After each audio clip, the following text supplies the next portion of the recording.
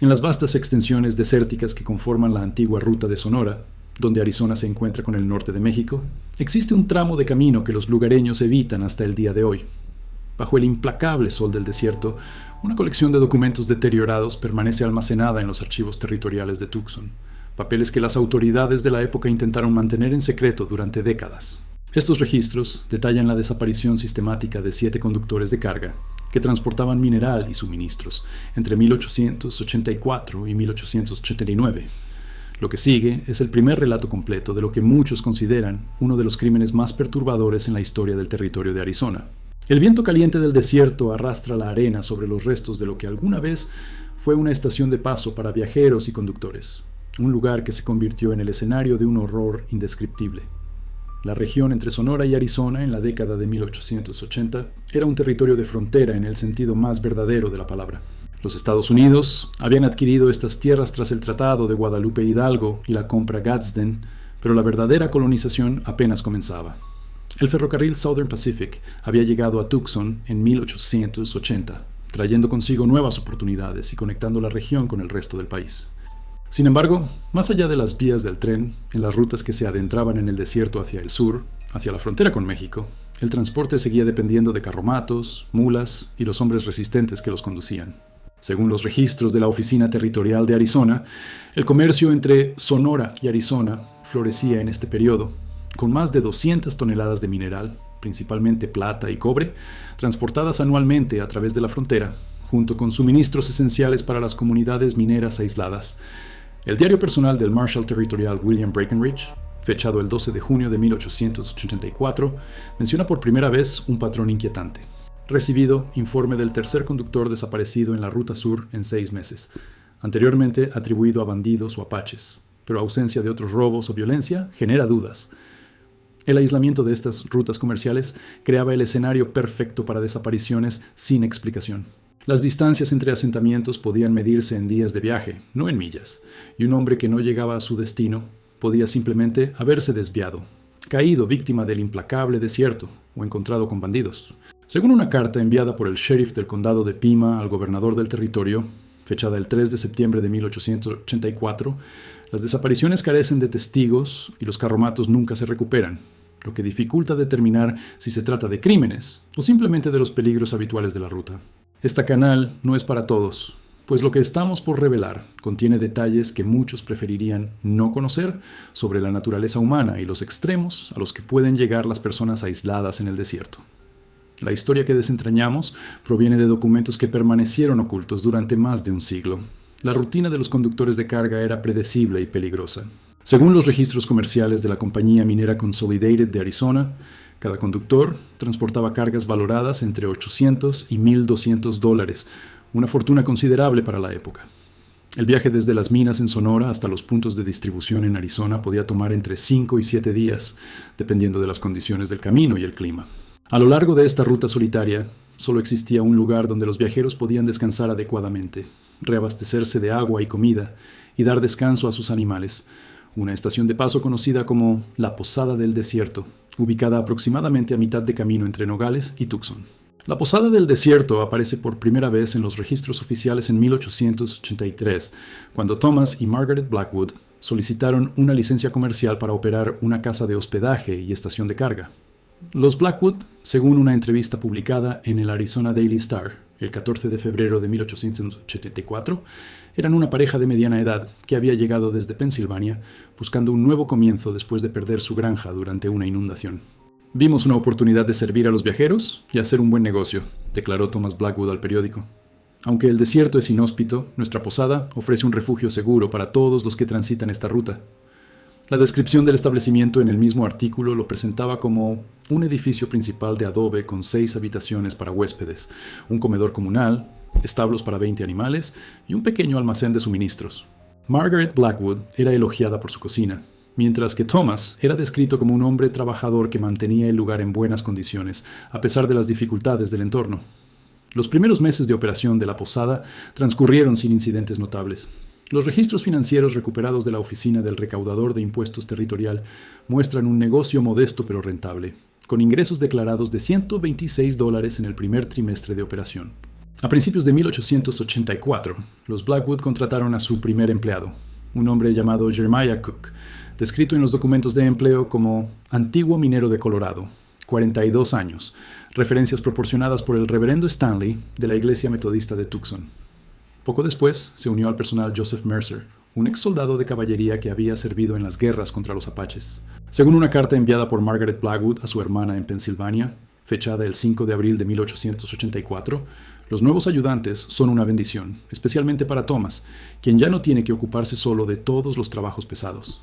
El señor Cook es callado pero eficiente, y el Sr. Mercer conoce bien el territorio y sabe tratar con los tipos rudos que a veces pasan por aquí.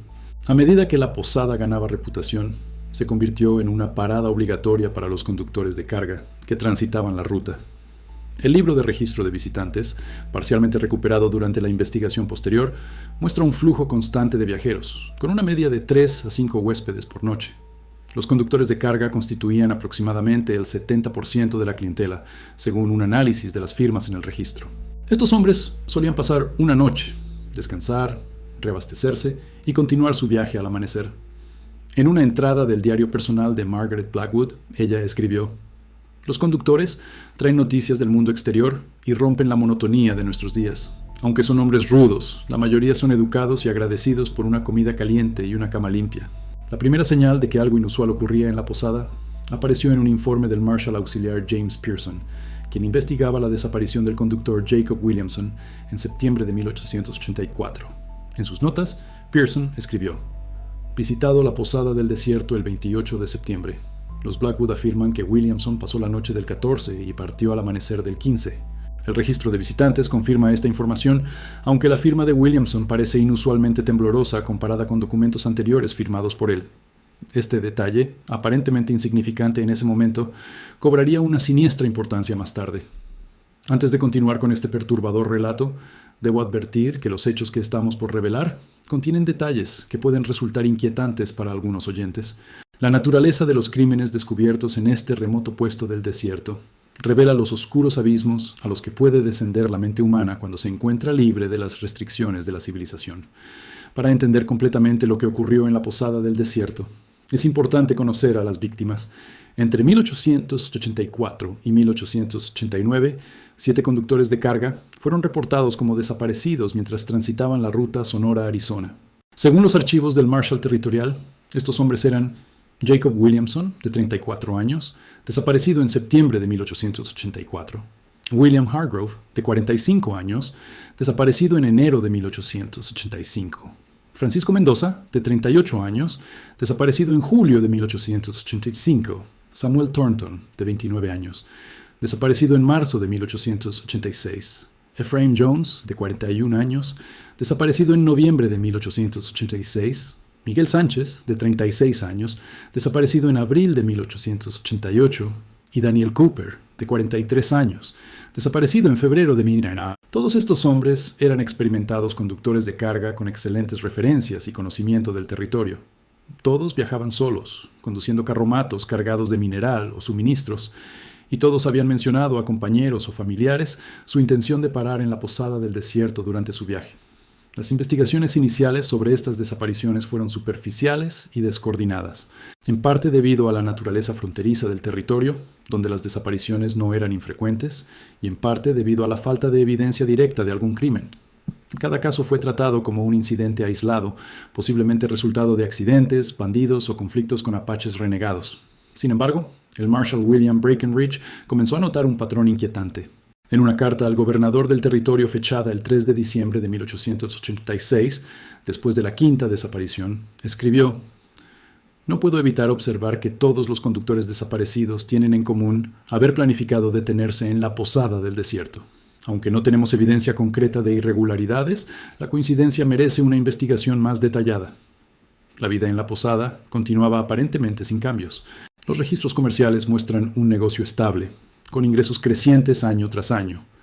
En 1886, los Blackwood contrataron a un tercer empleado, una mujer mexicana llamada Elena Fuentes, quien según los documentos de empleo se encargaba de la limpieza de las habitaciones y ayuda en la cocina. Las pocas personas que pasaron por la posada y posteriormente hablaron con las autoridades describieron el lugar como acogedor dentro de lo posible. dadas las circunstancias del desierto, según declaró Henry Watson, un comerciante de Tucson, en 1887. Sin embargo, detrás de esta fachada de normalidad estaba ocurriendo algo mucho más siniestro. Los Blackwood habían desarrollado un sistema meticuloso para seleccionar a sus víctimas. Según documentos descubiertos posteriormente, Thomas Blackwood mantenía un registro secreto de todos los conductores que pasaban por la posada, anotando detalladamente el valor de su carga, su destino y si viajaban solos. Margaret Blackwood, por su parte, entablaba conversación con los huéspedes durante la cena, extrayendo información sobre sus vidas personales, si tenían familia esperándolos y cuándo se esperaba su llegada a destino. Joseph Mercer, con su conocimiento del territorio, rastreaba las rutas y movimientos de los transportistas regulares, identificando aquellos cuya desaparición podría pasar desapercibida por más tiempo. ¿De qué estado estás escuchando esta historia? Donde los crímenes en lugares remotos a menudo quedaban sin resolver debido a las grandes distancias y la escasez de recursos para la aplicación de la ley, un factor que los Blackwood y sus cómplices explotaron al máximo. Los métodos utilizados por los criminales de la posada eran tan eficientes como horribles. Según la confesión posterior de Jeremiah Cook, la operación seguía un patrón establecido.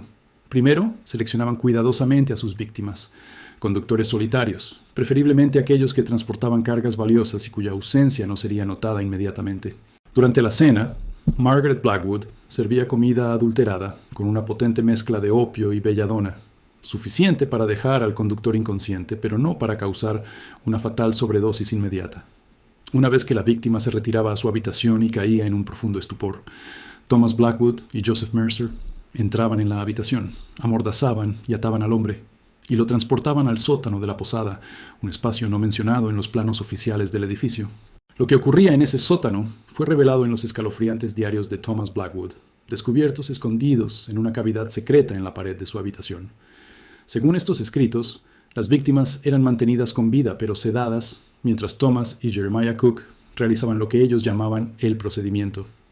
Este procedimiento consistía en la remoción sistemática de la piel de la víctima, un proceso que Thomas documentó con perturbadora precisión científica. La piel debe retirarse en secciones intactas, escribió en una entrada fechada en octubre de 1884. Hemos perfeccionado un método que minimiza el daño al tejido, permitiéndonos preservar la identidad del sujeto mientras adquirimos su apariencia. La motivación detrás de estos horribles crímenes era tan calculada como el método. Los Blackwood y sus cómplices no solo robaban la carga valiosa de los conductores, sino que también utilizando técnicas aprendidas durante la Guerra Civil, donde Thomas había trabajado brevemente como asistente de un cirujano militar, preservaban la piel de sus víctimas usando una mezcla de productos químicos que incluía arsénico y alumbre. Estas máscaras macabras permitían a Joseph Mercer asumir temporalmente la identidad de los conductores desaparecidos, entregar la carga en el destino previsto, cobrar el pago, y desaparecer antes de que alguien pudiera notar algo extraño.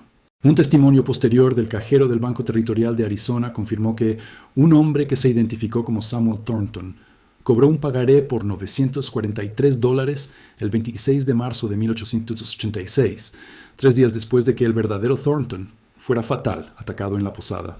Para eliminar la evidencia de sus crímenes, los cuerpos de las víctimas eran enterrados profundamente en el desierto, a varias millas de la posada. Los carromatos y las pertenencias personales eran desmantelados, quemados o enterrados en ubicaciones separadas. Según el diario de Thomas, la vastedad del desierto es nuestra aliada más valiosa. Incluso si alguien sospechara algo, encontrar evidencia sería como buscar una aguja en un pajar de 100 millas cuadradas. El negocio criminal de la posada prosperó sin interrupción durante casi 5 años. Los registros financieros reconstruidos por los investigadores sugieren que los Blackwood y sus cómplices obtuvieron más de $15,000 a través de sus crímenes, una suma enorme para la época, equivalente a más de $400,000 actuales. Mientras tanto, las desapariciones continuaban siendo tratadas como incidentes aislados, y la posada del desierto mantenía su reputación como un refugio seguro en medio de la inhóspita ruta. La investigación que finalmente descubriría la verdad sobre la posada comenzó de manera accidental. En abril de 1902, 13 años después de la última desaparición conocida, un equipo de agrimensores de la Southern Pacific Railroad estaba trazando una posible ruta para una nueva línea ferroviaria que conectaría más directamente Tucson con Nogales. Durante sus trabajos, aproximadamente a 3 millas al este de donde había estado la posada, descubrieron lo que inicialmente parecía ser los restos de un carromato enterrado parcialmente por la arena del desierto. Al excavar para investigar, hicieron un descubrimiento macabro.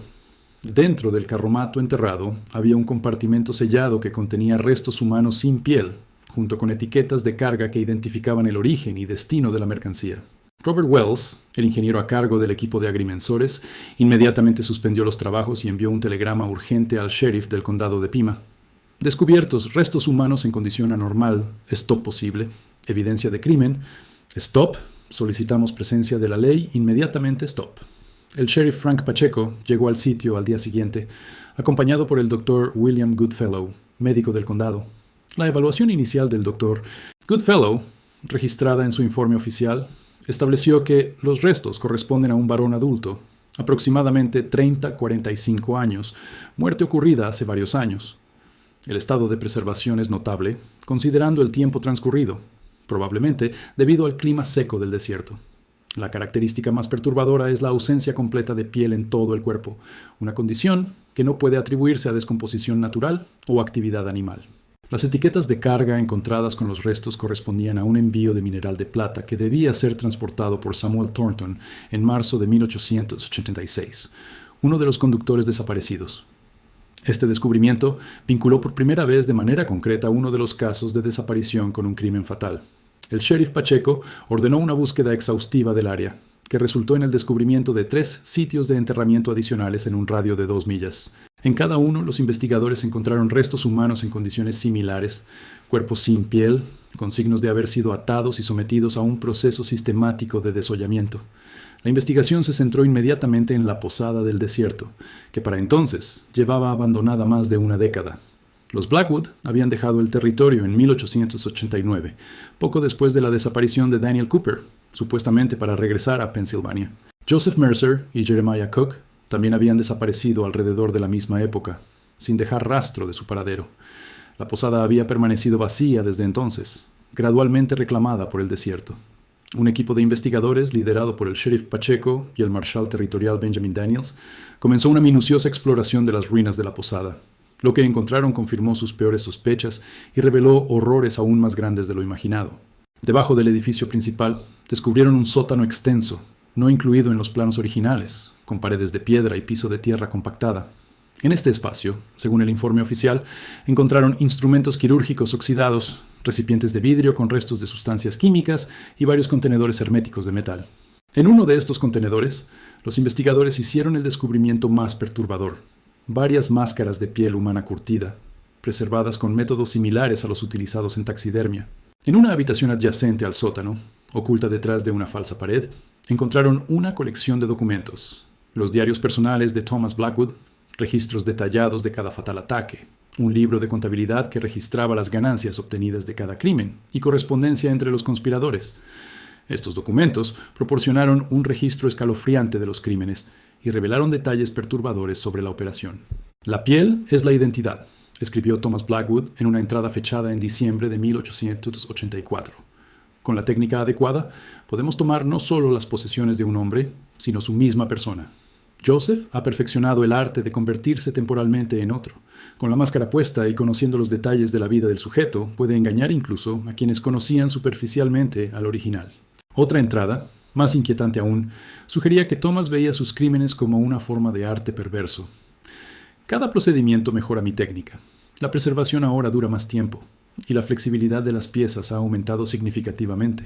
Margaret sugiere que esto podría tener aplicaciones más allá de nuestros propósitos actuales. La correspondencia entre los conspiradores revelaba una dinámica perturbadora. 839. Margaret Blackwood, lejos de ser una participante reluctante, parecía ser una de las principales instigadoras. En una carta a Joseph Mercer, escribió: «El próximo conductor debe ser seleccionado con más cuidado. El último tenía la piel demasiado dañada por el sol, lo que dificultó el proceso de preservación. Busca uno más joven, preferiblemente con piel clara». Jeremiah Cook, por su parte, parecía ser el más preocupado por la posibilidad de ser descubiertos. En varias notas dirigidas a Thomas, expresaba su nerviosismo y sugería abandonar la operación y marcharse con las ganancias ya obtenidas. Deja un comentario con tu teoría sobre cómo estos criminales lograron operar durante tanto tiempo sin ser descubiertos, y si crees que las autoridades de la época podrían haber hecho más para conectar los casos de desapariciones más tempranamente. Con las evidencias descubiertas en la posada, los investigadores tenían pruebas concluyentes de los crímenes, pero los perpetradores llevaban más de una década desaparecidos. Se emitieron órdenes de búsqueda a nivel nacional para Thomas y Margaret Blackwood, Joseph Mercer y Jeremiah Cook. La noticia de los descubrimientos en el desierto de Arizona se propagó rápidamente, apareciendo en periódicos de todo el país. El New York Times, del 17 de mayo de 1902, publicó un artículo titulado Horrores indescriptibles descubiertos en estación de Paso de Arizona, describiendo los crímenes como tan atroces que desafían la comprensión de mentes civilizadas. La búsqueda de los Blackwood resultó infructuosa inicialmente. No había registro de su regreso a Pensilvania, y ningún familiar o conocido reportó haber tenido contacto con ellos desde su partida de Arizona. Sin embargo, en julio de 1902, un avance inesperado ocurrió en Denver, Colorado. Jeremiah Cook, ahora usando el nombre de Edward Palmer, fue arrestado por intoxicación pública. Durante su procesamiento, un oficial de policía notó su parecido con la descripción circulada de uno de los sospechosos de los crímenes de la posada. Bajo interrogatorio, y aparentemente abrumado por la culpa acumulada durante años, Cook confesó su participación en los crímenes y ofreció información sobre el paradero de sus cómplices. Según la confesión de Cook, documentada en los archivos del Departamento de Policía de Denver, los conspiradores se habían separado poco después de abandonar Arizona. Thomas y Margaret tenían planes más grandes, declaró. Hablaban de establecer otro negocio similar en algún lugar del noroeste, quizás en Oregon o Washington, donde las rutas madereras aisladas ofrecían oportunidades similares. Joseph fue con ellos inicialmente, pero yo no podía soportar más. Las pesadillas me atormentaban cada noche. Decidí tomar mi parte del dinero y establecerme en algún lugar donde nadie me conociera. Basándose en la información proporcionada por Cook, las autoridades rastrearon a Joseph Mercer hasta Portland, Oregon, donde había estado viviendo bajo el nombre de William Gentry. Mercer fue arrestado el 15 de agosto de 1902 mientras trabajaba como guarda en un almacén portuario. A diferencia de Cook, Mercer negó inicialmente cualquier conocimiento de los crímenes, pero cuando fue confrontado con la evidencia documental y la confesión de su antiguo cómplice, finalmente admitió su participación. Su confesión, más calculadora y menos remordida que la de Cook, proporcionó detalles adicionales sobre la operación criminal y confirmó la ubicación de los Blackwood. Thomas y Margaret Blackwood fueron finalmente localizados en una pequeña comunidad rural cerca de Seattle, Washington. Habían adoptado los nombres de Robert y Elizabeth Carson y eran propietarios de una posada junto a una ruta maderera, inquietantemente similar a su establecimiento en Arizona. Cuando los Marshal federales llegaron para arrestarlos el 3 de septiembre de 1902, encontraron a Margaret muerta, aparentemente por fatal inoculación de veneno autoadministrado, al ver acercarse a las autoridades. Thomas intentó resistirse al arresto y resultó herido en el intercambio, aunque no de gravedad. La investigación del nuevo establecimiento de los Blackwood reveló evidencia que sugería que habían reanudado sus actividades criminales, aunque a menor escala. En un espacio oculto similar al encontrado en la posada, los investigadores descubrieron instrumentos quirúrgicos y productos químicos para preservación, así como documentos que indicaban que estaban en las etapas iniciales de selección de potenciales víctimas entre los transportistas de madera que frecuentaban la ruta. Los juicios de Thomas Blackwood, Joseph Mercer y Jeremiah Cook comenzaron en Phoenix en noviembre de 1902, atrayendo atención nacional. La fiscalía, liderada por el fiscal del territorio Alexander Williams, presentó evidencia abrumadora. Los diarios y registros encontrados en la posada, las confesiones de Cook y Mercer, los restos recuperados de las víctimas y los testimonios de expertos médicos y testigos que habían interactuado con los acusados durante su tiempo en Arizona. La defensa de los acusados varió en enfoque. Los abogados de Cook argumentaron que su cliente había actuado bajo coacción y que su confesión voluntaria y cooperación deberían ser consideradas como circunstancias atenuantes. La defensa de Mercer intentó desacreditar parte de la evidencia documental y sugirió que su cliente había sido manipulado por Thomas Blackwood, a quien describieron como una mente maestra criminal con capacidad hipnótica para influir en otros. Thomas Blackwood, por su parte, se declaró no culpable por demencia, con sus abogados argumentando que sufría de manía homicida, un trastorno mental que le impedía comprender la naturaleza criminal de sus actos. El juicio duró 3 semanas, durante las cuales se presentaron más de 50 testigos y cientos de piezas de evidencia. Los detalles revelados durante el proceso fueron tan perturbadores que varios miembros del jurado solicitaron ser excusados, y el juez ordenó en varias ocasiones desalojar la sala cuando se presentaban las evidencias más gráficas.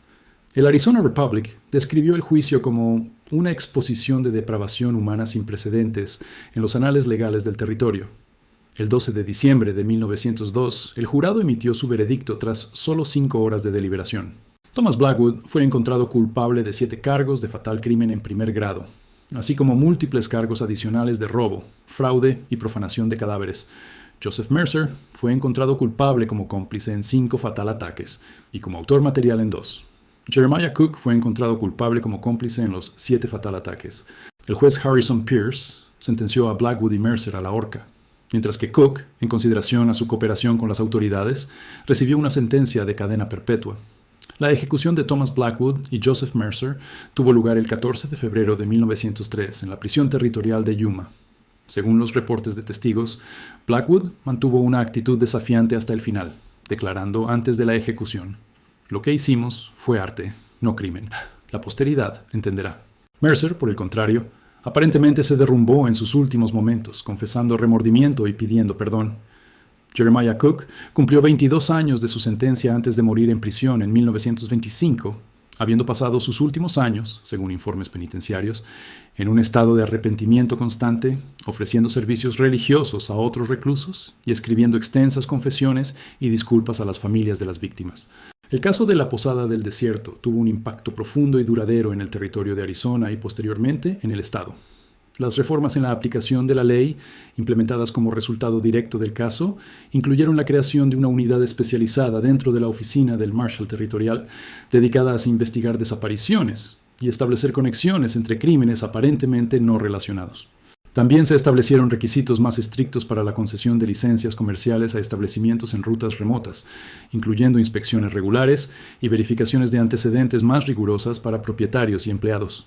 Para las familias de las víctimas, el descubrimiento de la verdad trajo un cierre largamente esperado, aunque dolorosamente perturbador.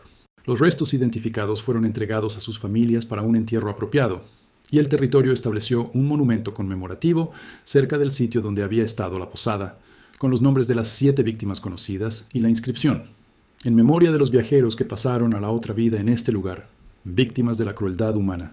Que sus espíritus encuentren en la eternidad la paz que les fue negada en sus últimos momentos terrenales". La historia de la Posada del Desierto y los crímenes cometidos allí pasaron gradualmente de los titulares a los libros de historia y finalmente a la leyenda local. Durante décadas, los viajeros que pasaban por la ruta informaban de experiencias extrañas: luces inexplicables, sonidos de carromatos donde no había ninguno, y la sensación de ser observados por ojos invisibles. El sitio donde una vez se levantó la posada permanece deshabitado hasta el día de hoy, evitado por los lugareños que conocen su historia y marcado en mapas modernos simplemente como Ruins Site, sin más explicación.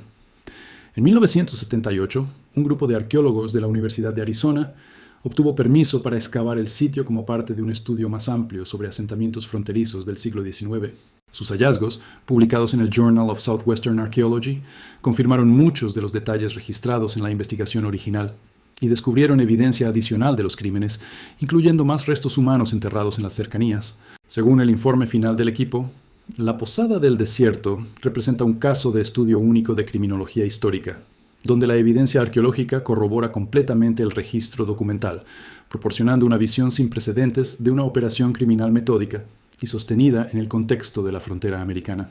Los documentos, fotografías y artefactos relacionados con el caso se conservan actualmente en los archivos estatales de Arizona en Phoenix, donde continúan siendo objeto de estudio para historiadores, criminólogos y psicólogos forenses. El caso ha sido citado en numerosos estudios sobre asesinos seriales históricos, particularmente aquellos que operaban en zonas fronterizas, donde la aplicación de la ley era limitada y las desapariciones podían pasar desapercibidas durante largos periodos. Más allá de su importancia histórica y criminológica, la historia de la Posada del Desierto permanece como un perturbador recordatorio de los peligros que acechaban a los viajeros en la frontera americana, donde la línea entre civilización y barbarie a menudo se desdibujaba y donde la vastedad del paisaje podía ocultar horrores inimaginables. Los 7 conductores que pasaron a la otra vida en ese remoto puesto del desierto buscaban simplemente ganarse la vida en un territorio difícil y peligroso. En lugar de ello, se convirtieron en víctimas de una crueldad calculada y metódica que, más de un siglo después, sigue provocando escalofríos a quienes conocen su historia. Mientras el sol se pone sobre el desierto de Arizona, arrojando largas sombras sobre las ruinas apenas visibles de lo que una vez fue la Posada del Desierto, uno no puede evitar sentir un escalofrío al imaginar los horrores que tuvieron lugar allí. Las dunas de arena han reclamado la mayor parte de la estructura, pero las historias de los eventos ocurridos entre esas paredes perduran, un oscuro capítulo en la historia del oeste americano que nos recuerda que a veces los verdaderos monstruos no son criaturas de leyenda, sino hombres y mujeres cuya apariencia ordinaria oculta una depravación extraordinaria. Este canal no es para todos, pues las historias que desenterramos revelan verdades incómodas sobre nuestro pasado, sobre la capacidad humana para el mal y sobre cómo incluso en los lugares más desolados, donde uno podría pensar que está a salvo de los peligros de la civilización, pueden acechar horrores más grandes que los que cualquier ciudad podría albergar. Si te has quedado hasta el final de esta perturbadora historia, te invitamos a dejar tu comentario sobre qué aspecto te pareció más inquietante: la meticulosa planificación de los Blackwood, la participación activa de Margaret en los crímenes o la forma en que las autoridades fallaron repetidamente en conectar las desapariciones hasta que fue demasiado tarde.